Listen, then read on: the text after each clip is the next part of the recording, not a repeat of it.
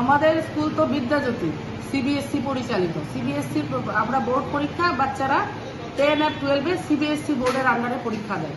CBSE বোর্ডের নিয়ম অনুযায়ী 75 দিন উপস্থিতি বাধ্যতামূলক।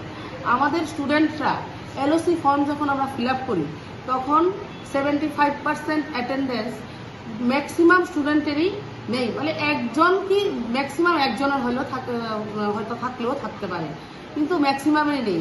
সেই কারণে ডিপার্টমেন্টের গাইডলাইন অনুযায়ী আমরা এসএমসি মিটিং করি।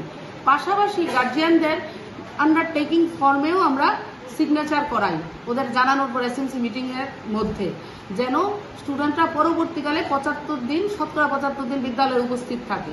কিন্তু দুর্ভাগ্যজনকভাবে আজকে পর্যন্ত 75 দিন উপস্থিত ছাত্রছাত্রীর সংখ্যা খুব নগণ্য, হাতে গুনলে 1, 2, 3 এর বেশি হয় না।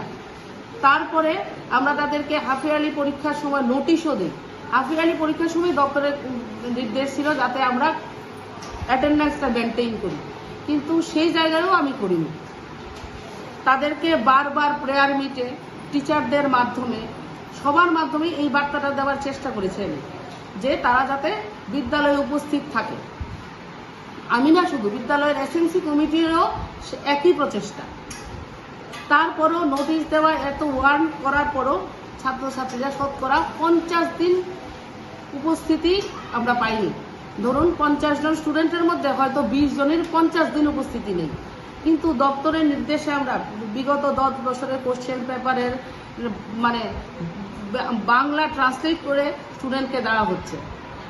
তারপর প্রত্যেকটা টপিকস বা চ্যাপ্টার শেষ হওয়ার পর ক্লাসে এক্সাম হচ্ছে টিচাররা, এরপরে স্যাম্পল কোশ্চেন পেপার বাংলায় ট্রান্সলেট করে স্টুডেন্টদের দেওয়া হচ্ছে। গ্রুপে তো দেওয়াই হচ্ছে, কিন্তু ক্লাসেও দেওয়া হচ্ছে।